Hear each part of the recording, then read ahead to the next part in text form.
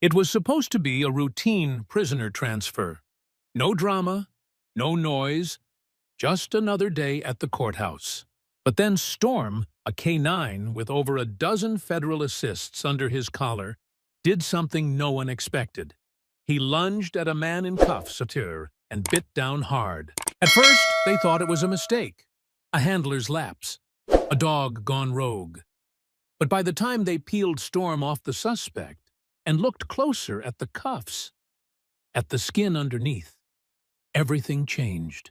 Because that man wasn't who he claimed to be. And the real prisoner? He was gone. The sun hadn't even cleared the skyline when Officer Dan Rourke walked Storm out of the vehicle bay of the Jameson County Courthouse. Storm was sharp as ever, scanning with those keen eyes, snout twitching at every scent in the morning air. Dan gave a quick nod to the two federal marshals waiting at the gate. "Easy transfer," one of them said. "Guy's been quiet all night." "Yeah, they always are. Right before they run," Dan muttered. Inside the building, the usual chaos buzzed. Court clerks juggling files, defense attorneys pacing on calls, and a few reporters loitering with their cameras pointed toward the loading docks. They were here for Damon Locke, the man accused of orchestrating a multi-million-dollar crypto fraud scheme that bankrupted dozens of families across the Midwest. The man wore orange, shackled at the wrists and ankles, head down, no words. He looked small, beaten down. His file said non-violent, but Dan didn't believe in labels like that, especially not when Storm was growling, low, almost inaudible. But there it was. Dan tightened his grip on Storm's leash. "Easy, boy. He's just another transport." But Storm wouldn't stop. His hackles stood up, and his stare didn't leave the prisoner. The marshals noticed. "Something wrong with your dog?" one of them asked, raising an eyebrow. Dan shrugged it off. "Maybe he's just picking up stress. These hallways smell like fear." The group moved into formation and began the short walk to the armored van out back. Cameras flashed, and Storm stayed close to Dan's hip, eyes locked on the man in orange. The closer they got to the transport bay, the more agitated he became. As the suspect stepped onto the loading ramp, Storm let out a short bark, then snapped. He lunged forward, jaws clamping down on the man's right wrist. The prisoner cried out, stumbling back into the arms of one of the marshals. "Storm, off!" Dan barked, pulling back with all his weight. Storm let go, reluctantly, tail stiff, nostrils flaring. The marshals grabbed the prisoner and checked the bite. Blood. Torn fabric. But beneath the shredded sleeve, something didn't match. There were no wrist bruises from hours of wearing cuffs, and there was no tattoo, the one that Damon Locke had clearly displayed in his booking photos. The silence was sudden and thick. "You gotta be kidding me," the younger marshal whispered. Dan bent down beside the suspect, who now looked terrified in a very different way.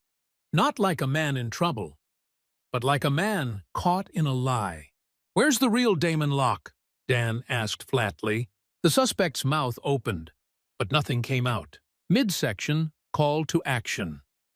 If stories like this captivate you, don't forget to subscribe to our YouTube channel, Heroes for Animals, where real dogs like Storm help uncover the truth in ways no human ever could. Back in the courthouse, security footage was being pulled up. Something was off in the transfer log.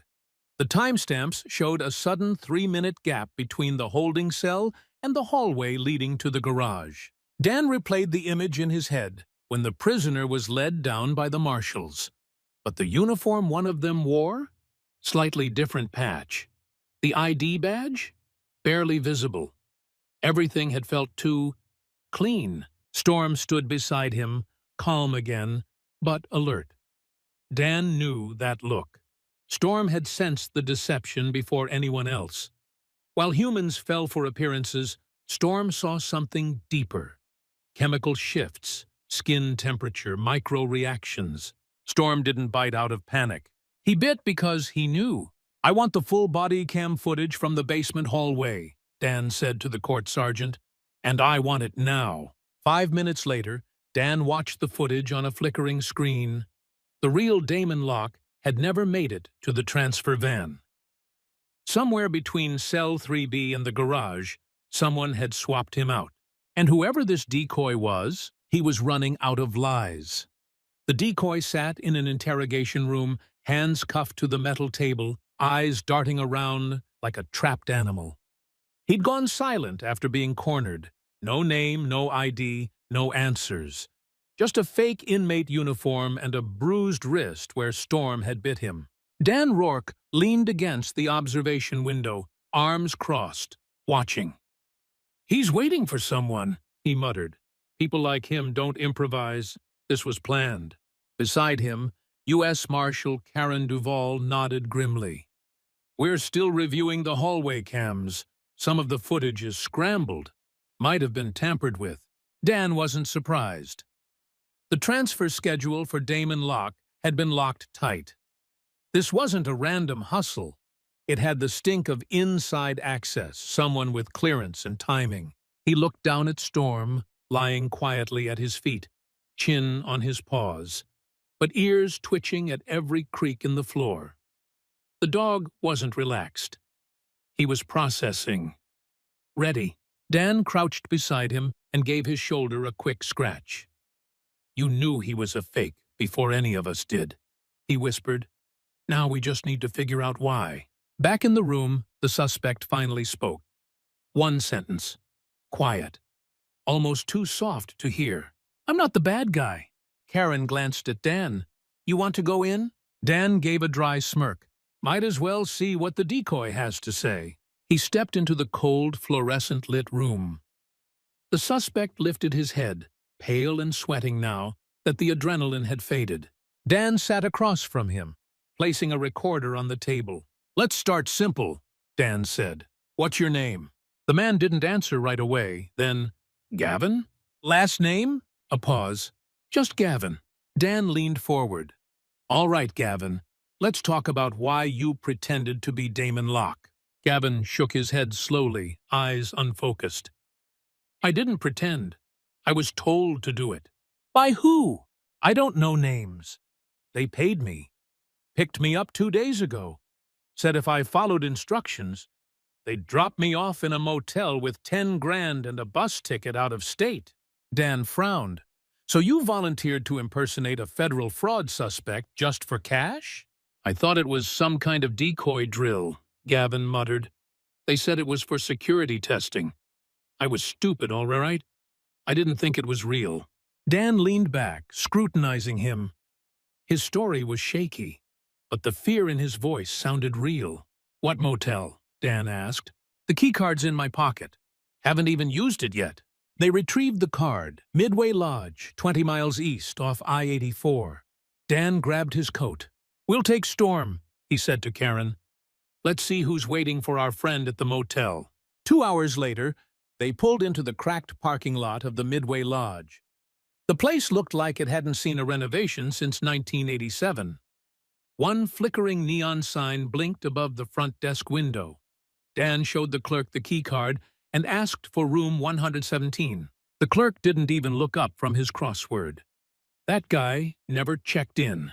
Dan glanced at Storm, who was already sniffing the ground, nose twitching. He pulled on the leash gently. "Go ahead, buddy. Let's see what you find." Storm led them past room 117 and down to the far end, near the dumpsters. He paused, then growled. Dan stepped forward carefully. The door to room 122 was cracked. A "Do Not Disturb" sign hung crookedly. Storm barked once, short and sharp. Dan drew his weapon. Karen flanked him. They pushed the door open. Empty, but the smell of fresh cologne and cigarette smoke clung to the air. There were 2 plastic water bottles on the desk. One was still cold. Someone had just left. Storm moved quickly, pacing the room, then stopping near the bathroom. He barked again, insistent this time. Behind the bathroom mirror, wedged behind loose drywall, was a burner phone. No numbers. Just one saved contact. "Operator." Dan handed it to Karen. "Get it to the lab. There's something bigger going on here. Back at the courthouse, the pieces were starting to fall into place. Facial recognition finally pinged Gavin as Gavin Miles, a former EMT with a misdemeanor record. Nothing violent, nothing tied to white-collar crime. Definitely not a federal-level threat. Someone handpicked this guy, Karen said. They needed someone expendable, someone dumb enough to follow orders and not ask questions. Dan nodded. The real question is, why go through all this just to swap out Damon Locke? Karen hesitated, then dropped the bombshell. There's chatter that Locke was going to flip. Dan blinked. What? Word is, Locke agreed to cooperate with federal prosecutors. Names, accounts, everything. He was about to take down some very powerful people, names that haven't even surfaced yet. Dan sat back, the weight of it sinking in. So they didn't want to break him out. They wanted him gone, erased.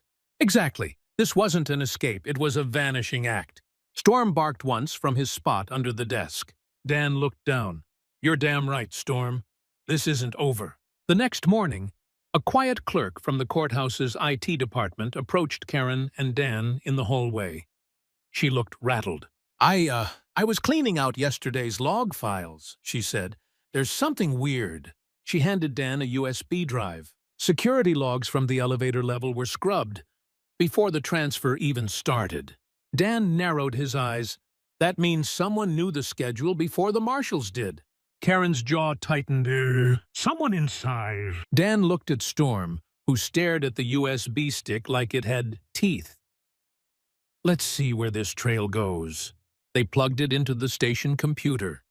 A blurry image filled the screen. Timestamp, 7:21 a.m., just before the prisoner swap. A man in a courthouse janitor uniform stood at the elevator, except his badge didn't match the uniform. He wasn't on staff. Zoom in, and then something chilling. The man briefly pulled off his glove, revealing a long scar on his right hand. Dan leaned in. He'd seen that scar before. 3 years ago, on a covert operative indicted for information trafficking and later released on a technicality. This guy, Dan muttered, was NSA until he disappeared. Karen froze. You think this goes that high? I think, Dan said slowly, whoever wanted Locke gone had more to lose than just money. The photograph on the monitor didn't just confirm a suspect. It confirmed a conspiracy. Dan Rourke stared at the man's face, still grainy in the courthouse elevator footage. The uniform was fake. The ID badge didn't exist in their employee database. But that scar on his hand, that was real. A reminder of a man who should have been off the grid. A ghost. Storm sat alert beside Dan's desk, ears up, nose twitching as if he sensed Dan's unease. You remember him, don't you? Dan muttered, rubbing the fur between Storm's ears. No dog forgets a scent like that. Karen Duvall paced behind him, phone glued to her ear. We've got a positive ID. Victor Trent, former NSA logistics officer, cleared of all charges 3 years ago after evidence mysteriously vanished from federal servers. Disappeared not long after that. Dan scoffed. And now he reappears in a courthouse hallway the same morning a high-profile defendant gets swapped with a decoy? Karen ended the call and turned toward him. I've got DHS on the line, but they're stonewalling, saying we need to send any files through proper channels. Dan shook his head. We don't have time for bureaucracy. Locke's out there, somewhere, and whoever planned this wants him buried before he talks. Later that afternoon, Dan and Karen met with the lead prosecutor assigned to Locke's case, Assistant U.S. Attorney Marcia Vale. A woman with a reputation for being both sharp and unflinching in court, she wore a dark blazer and an expression that screamed she hadn't slept in days. I told the feds we needed a sealed transport, she said, voice clipped. Not some half-baked swap-and-go out of a county courthouse. Dan raised an eyebrow. You were aware Locke was preparing to flip? Marcia hesitated. Officially, no, but the way the DOJ suddenly went quiet on his plea deal, something was in motion. Someone's trying to stop that motion. Permanently, Karen said. We think Victor Trent is involved. He was inside the courthouse during the swap. Marcia's eyes widened. If Trent's in this, you're not just dealing with criminals, you're dealing with professionals. Dan leaned forward, which means we don't follow their playbook. We follow Storm. The next morning, Dan drove Storm out to Locke's last known location before the arrest. A rented house in East Portland that had supposedly been under surveillance. Dan had questions about that, too. How does a man prepping to testify against some of the biggest financial fraudsters in the country get watched by an agency that missed his disappearance? The house was empty, curtains drawn, mail untouched. Storm moved ahead, sniffing the porch, the doormat, the mailbox. Then his nose jerked to the side, toward the bushes. Dan followed. Storm let out a bark, not loud, but urgent. Behind the hedge was a shredded duffel bag. Inside, Dan found an old prepaid phone, a burner SIM card, and a crumpled receipt from a hardware store dated 2 days before Locke's arrest. He handed the phone to Karen, who'd just arrived in a separate vehicle. If there's data on this, Dan said, we need it pulled fast. Something tells me Locke knew this was coming. Karen flipped the phone over. No battery, no contacts. But there was a small flash drive taped under the SIM tray. Back in her car, they plugged it into a secure laptop. A single folder opened. Confidential, Dead Man Trigger. Inside, audio files. They hit play. It was Damon Locke's voice. If you're hearing this, I've been compromised. I was approached 3 weeks ago by a man named Trent. Told me my plea deal would never make it to court if I didn't retract everything. He paused. You could hear him breathing, anxious, like he was recording in secret. They want to make me disappear. Not kill me, just erase me. Replace me with a stand-in until the world forgets. If that happens, follow the money. I've encrypted bank account locations, shell companies, everything they didn't want prosecutors to see. Storm whined softly as the recording ended. Dan clenched his jaw. This wasn't just a disappearance. It was a corporate cleanup. Karen nodded, stunned. We need a search warrant for every asset connected to Locke. Dan shook his head. We won't get it. Not officially. Not if someone on the inside's helping Trent. Karen hesitated. Then she offered a different idea. We don't need a warrant. We need Storm. That night, they returned to the federal storage facility where the real Locke's belongings were catalogued. Everything. His suit, briefcase, watch, was sealed in an evidence locker pending court review. But Dan had a different reason for being there. He handed Storm the wrinkled hardware store receipt. Find the trail, boy. Storm sniffed the paper, then the air. A moment passed. Then he moved. Dan and Karen followed him through the warehouse, past rows of lockers, until he stopped in front of one with a digital lock. Locker number 4187. Karen checked her tablet. This isn't even on the manifest. Dan looked at the lock. Then we're definitely opening it. They popped it with a master key. Inside was a second briefcase, unmarked, no serial. Taped to the bottom was a GPS tracker and a printed photo. Locke unconscious, zip-tied, being carried through what looked like a storm drain tunnel. Karen's eyes went wide. That's not a holding cell, that's a transport route. Dan turned the photo over. There was a handwritten note. Tunnel access, Sector 9, no cameras. He looked at Karen. That's beneath the old freight yard, right? She nodded slowly. You thinking what I'm thinking? Dan pulled Storm closer. I think Locke's being held off-grid, and Storm's going to take us there. As they suited up, Dan couldn't shake a single thought from his head. Who knew about Sector 9? The old freight yard had been sealed years ago, declared unstable after a chemical leak, and quietly closed. Only a handful of government contractors had ever accessed it. This was no coincidence. This was surgical. Dan's boots crunched against gravel as he stepped into the mouth of the old freight tunnel beneath Sector 9. The air was damp and metallic, laced with decay and rust. The ceiling was low, the concrete cracked from decades of neglect. But it wasn't the dark that bothered him. It was the silence. Storm padded beside him, his harness glowing faintly in the beam of Dan's flashlight. Every few feet, the dog paused to sniff the air, ears forward, tail rigid. Karen followed a few steps behind, her weapon drawn, eyes scanning every corner. "You sure Locke's down here?" she whispered. Dan didn't answer. He didn't have to. Storm had stopped at a steel maintenance door ahead. One paw raised. Dan crouched beside him. Something behind there. Storm let out a low growl. Karen moved to cover the door while Dan tested the handle. Locked. But not for long. One solid kick cracked the old mechanism. The door creaked open, revealing a narrow corridor lined with rusted pipes. A flicker of movement caught Dan's eye. Just a shadow, but enough to raise his heartbeat. Then Storm bolted. "Storm!" Dan shouted, racing after him. Inside the corridor, the dog moved fast, expertly weaving through fallen debris and puddles. Dan and Karen sprinted behind, flashlights bouncing wildly. Suddenly, Storm stopped again, nose pressed to the ground near a faded emergency exit. His tail wagged once, but not out of joy, out of confirmation. Dan knelt, examining the base of the door. Fresh scrape marks. Someone had been here, recently. Karen tapped her radio.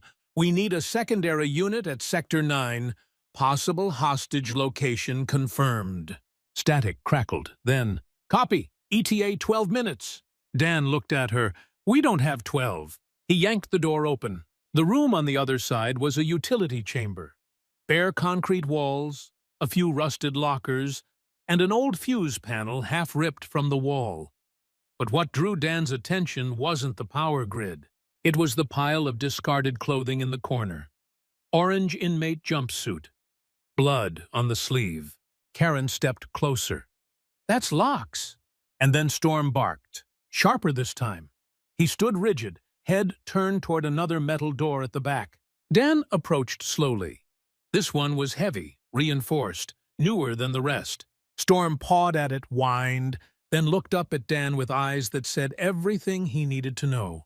Dan raised his fist and pounded. No answer. He pounded again. Then, muffled, barely audible, came a sound, a voice. "Help!" They breached the door. Inside was a small concrete holding space. And there, crumpled on the floor, wrists zip-tied, blood dried on his forehead, was Damon Locke. Dan rushed forward, cutting the restraints. "Locke, it's okay. You're safe now." Locke's eyes fluttered open.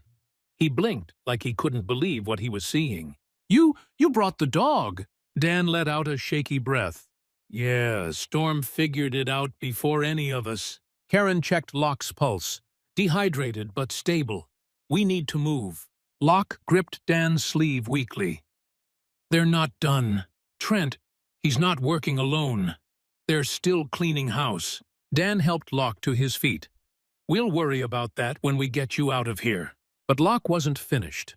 "You need to get the briefcase." Dan froze. "What briefcase?" "In the north stairwell behind panel 3. They planted something that'll discredit me. Make it look like I was planning to run. You leave that there, I'm dead. Again." 10 minutes later, a backup team arrived.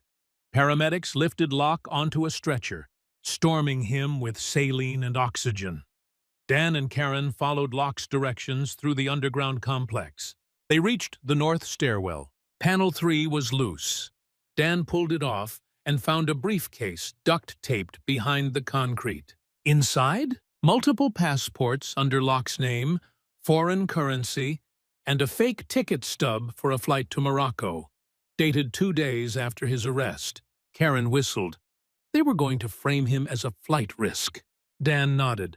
"Then kill him in transport, clean and quiet." "Except for one problem," she said. "Storm," Dan finished. Back at headquarters, Locke gave a full statement under protection, detailing everything he knew about the financial ring, the shadow accounts, and the attempt on his life. But the fallout had just begun. Victor Trent was gone. Again. Surveillance at the freight yard had been scrubbed before Dan and Karen even arrived. Whoever helped him had connections. Deep ones. Still, They had something now they didn't have before. Locke alive, cooperative, and ready to go public. But the DOJ wasn't thrilled. A senior official requested a private meeting with Dan and Karen the next morning. The meeting was tense. "Agent Rourke, you were operating outside of authorized jurisdiction," the official began. Dan didn't flinch. So was Victor Trent. Only difference is, he was doing it to bury a witness.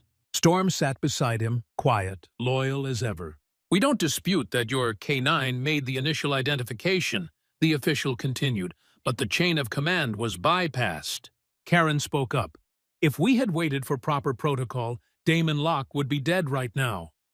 Our unit acted on instinct, and that instinct saved a man's life." The room went quiet. Finally, the official nodded. "Very well. Locke will be placed in protective custody. His testimony will proceed. But from here on, your involvement is limited." Dan didn't argue. Not yet. But he wasn't finished either. That night, Dan sat on the porch of his house with Storm at his feet. A quiet breeze blew through the Oregon pines, but his mind was loud. He thought about the men behind this, people with government IDs and empty ethics. And he thought about how close they came to rewriting history. Storm rested his head on Dan's boot. "You stopped them," Dan said softly. "They thought you were just a dog, but you were the only one who saw the lie." He looked up at the stars and made a promise, to himself and to Storm. This wasn't over. They were going to find Trent, and they were going to expose everything. 3 days after Damon Locke was pulled from that underground cell, Dan Rourke sat across from him in a secured recovery room at the U.S. Marshals Safe House. Locke looked better, clean-shaven, alert, but shadows still lingered behind his eyes. The kind of darkness that comes from knowing you were seconds away from being permanently erased. Dan had seen that look before. On soldiers, on whistleblowers, on people who knew the truth, but also understood what it might cost to speak it. "Tell me again about the list," Dan said, his voice low. Locke leaned back, exhaled slowly. "There's a hard drive, encoded with biometric encryption, retina and thumbprint. You get me access to it, I can prove everything." Dan nodded. "Where is it?" Locke hesitated. "That's the problem. I didn't want it near me in case something like this happened, so I gave it to someone I trust." Dan raised a brow. "And who's that?" Locke looked straight at him. "My daughter." Meanwhile, across town, Storm paced restlessly in the hallway outside Dan's apartment. Karen had taken him for the day while Dan met with Locke. Storm's usual calm had shifted into something different. Restless, twitchy, too alert. He kept circling near the window, nose twitching at the breeze like it was carrying something foul. Karen watched him, then looked out at the street. A black SUV with tinted windows sat parked across the road. It hadn't moved in hours. She grabbed her phone. "Dan, you need to get back. Now!" 15 minutes later, Dan burst through the door, heart hammering. Storm barked once, low and sharp. "What's going on?" Dan asked. Karen pulled back the curtain. "Same SUV, 2 guys inside. Haven't made a move yet, but Storm's on edge." Dan stared at the vehicle. "They're not here for surveillance. They're waiting for a green light." Storm padded over to the table where Dan's gear lay. He bumped his nose against Dan's vest, then looked up. Dan nodded. "Yeah, I know, buddy. We're not waiting either." The next morning, Dan and Karen arranged a discreet meet with Locke's daughter. Emily Locke, age 27, environmental researcher, no criminal history, lives in Corvallis. They didn't tell her much on the phone, just that it was about her father. She hesitated, then agreed to meet at a local coffee shop near campus. Storm rode in the back of the SUV, quiet but alert, eyes scanning every pedestrian and vehicle like a living radar. When they arrived, Emily was already seated. Petite, red hair pulled into a loose braid, and the same sharp eyes as her father. "Is he alive?" she asked immediately. Dan nodded. "Thanks to Storm here, yeah. But the people who tried to make him disappear aren't finished." Emily reached into her bag and pulled out a small, locked case. He told me to protect this no matter what. I didn't know what was in it, just that if something ever happened, Dan opened the case carefully. Inside was a hardened drive with biometric security and a thumb-sized retinal scanner attached via cable. Karen exhaled. "That's our bombshell." Dan slid it into a padded bag. "We'll get this to a secured forensics unit." But before they could stand, Storm growled, loud and deep. Karen looked up. Back door. Movement. Dan followed Storm's gaze. Two men in janitor uniforms were walking past the alley entrance. Except their shoes were tactical grade, not work boots. "They're here." Dan grabbed Emily's arm. "Out the front! Now!" What followed was chaos. Storm led the charge, barking furiously to keep pedestrians at bay as Dan, Karen, and Emily sprinted toward the parking lot. Gunfire cracked, one shot, then another. People screamed. Glass shattered. Karen returned fire behind the SUV as Dan shoved Emily into the back seat and slammed the door. "Drive!" she shouted as she slid in beside them. Storm jumped in last, and Dan peeled out, tires screeching as they dodged a black sedan attempting to block the exit. They didn't stop until they reached a federal drop point 50 miles east. Inside the reinforced safe house, Dan placed the hard drive on the counter, heart still pounding. "That was a hit," he said. "They knew where we'd be, knew about the drive." Karen paced. "We've got a leak, somewhere in Federal Command. No one else had that location except Locke and us." Dan turned to Storm. "I hate to say it, but you're the only one I still trust completely." Storm gave a soft grunt and laid down at Dan's feet, protective and unshaken. At the federal lab, technicians worked overnight to access the encrypted contents of the drive. With Locke's authorization, they used his retinal and thumbprint input, stored in a secure medical file, to gain access. What they uncovered made even the hardened analysts go pale. Dozens of shell corporations linked to major pharmaceutical and defense contractors. Offshore accounts with traced payments to lobbyists and DOJ officials. Surveillance logs showing unauthorized wiretaps on senators, journalists, even prosecutors. And the name Victor Trent attached to nearly every transfer. Dan stood behind the lead analyst as the files loaded. "This isn't just about fraud," Dan said. "This is infrastructure-level blackmail." Karen leaned in. "If this goes public, it'll take down half of D.C. Dan didn't blink. "Then maybe it should."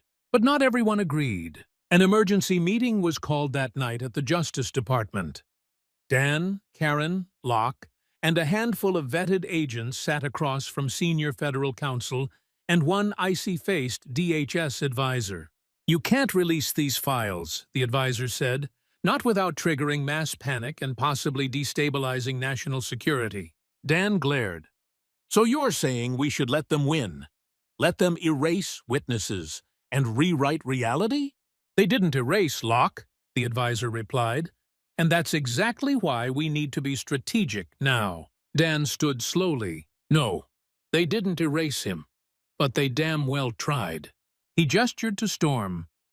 "And the only reason they failed is because that dog knew something wasn't right, when the rest of us were too blind to see it." Locke leaned forward. "I didn't flip to make deals. I flipped because people need to know what's being done in their name." A long silence filled the room. Then the federal counsel finally spoke. "You have 72 hours. After that, we move this case to classified status." Dan and Karen exchanged a look. The clock had started. The digital clock on the wall read 2:14 a.m. Dan Rourke stood in the middle of the command center, staring at a war map of names, shell companies, payment trails, and disappearing faces. Across the room, Karen Duvall fielded calls from vetted journalists. In the corner, Damon Locke, now fully cleared of all escape allegations, sat with a black coffee and trembling hands. Storm lay curled under the desk, but his eyes were open, watching everything. They had 72 hours to move, not just to leak the truth, but to do it right. 12 hours earlier, Dan had made a decision. The encrypted files on the drive were too big, too damning, too easy to discredit with a well-paid spin machine. They needed a smoking gun, something undeniable. A face, a voice. Victor Trent, the man who had orchestrated the entire switch, the underground disappearance, the framing attempt. And if Locke's files were correct, Trent had resurfaced at a private estate in Coos Bay, Oregon, the same property that once belonged to a federal contractor under investigation for wire fraud, until the case was buried. Dan, Karen, and Storm left at dawn. They didn't ask permission. They just went. The house sat hidden behind a grove of fir trees, tucked away on 20 acres of rural property. Quiet. Unassuming. Too quiet. Dan raised his binoculars. There's movement inside. One male, tall build, window on the left. Karen loaded her sidearm. We breach? Dan looked down at Storm. Let's see what he says. Storm sniffed the air, then stood up. Ears stiff, tail lifted. No hesitation. They moved in. Inside the house, the air was dry and cold, thick with silence. Dan swept left, Karen right. Storm moved between them like a ghost. Footsteps above. Then a voice. Agent Rourke, I figured it would be you. Victor Trent stood at the top of the staircase, dressed like he was headed to a golf retreat. Khakis, loafers, not a hair out of place. In his right hand, he held a tumbler of something amber. You're trespassing, he said calmly. Dan raised his weapon. You're hiding! Trent shrugged. I wouldn't call it hiding. I'd call it selective retreat. Storm let out a deep, guttural growl. Trent smirked. Still got the dog. That's cute. Karen stepped forward. You tried to erase a man's life. You planted evidence. You paid off agents to sabotage a federal investigation. You have no leverage left. Trent took a slow sip of his drink. But I have insurance. Dan narrowed his eyes. What kind of insurance? The kind you'd never want to see on the evening news. He turned slowly, walking down the hallway. Dan followed, weapon ready. The office was wired like a mini NSA hub. Servers, screens, encrypted uplinks. Trent pointed to a blinking red light. One command, and everything on this server gets dumped to a dozen public forums. But with the right narrative, you all look like the traitors. Karen snapped. You're bluffing. Trent smiled. Try me. And then Storm moved. Without warning, he lunged, not to attack, but to block. Dan hadn't seen it, but Trent's left hand was moving toward a hidden button on the desk. Storm hit the desk with a crash, knocking over the console and sending Trent stumbling backward. Dan pinned him in seconds. Bluff failed, he growled. They took Trent into federal custody. Quietly. No press. No announcement. Just like he'd done to Locke. By the end of the day, the server had been cloned, encrypted, and sealed by DOJ cyber forensics. Within 24 hours, they confirmed everything Locke had said, and more. High-level corruption, weaponized surveillance programs targeting journalists, bribery of international officials, even a secret plan to disrupt upcoming Senate hearings using manipulated evidence. Dan stared at the report. This isn't just criminal, he muttered. It's treason. Day 3. The 72-hour deadline. Dan stood on the rooftop of the DOJ field office as the sun set over Portland. He could see news vans pulling up in the distance. Karen joined him, arms folded. You ready? Dan nodded. Let's do it. The press conference began at 6 o'clock p.m. They revealed Locke's kidnapping, the decoy plan, Trent's arrest, the files. They didn't sanitize it. They didn't hide behind ongoing investigation excuses. They told the truth. And when it ended, the country listened. 2 weeks later, Locke testified before a Senate Oversight Committee. He named names, backed up everything with the drive, the recordings, and the recovered logs. Arrests followed, resignations, investigations reopened, and public trust, though fractured, started to stitch itself back together. It wasn't perfect, but it was something. In the quiet afterward, Dan and Storm walked the perimeter trail around the federal facility. It was their first real break in weeks. I don't know how you did it, Dan said, glancing down at Storm, but you knew. From the second that imposter walked into the courthouse, You saw what the rest of us missed. Storm didn't bark, just walked in rhythm, calm and steady. Karen caught up with them, holding a framed certificate. "Did you hear?" she said. "Storm's getting the Valor Medal. First non-military K-9 to earn it for exposing a federal conspiracy." Dan grinned. "He deserves a stake, a big one." They stopped at the overlook, watching the last rays of sun fall across the valley.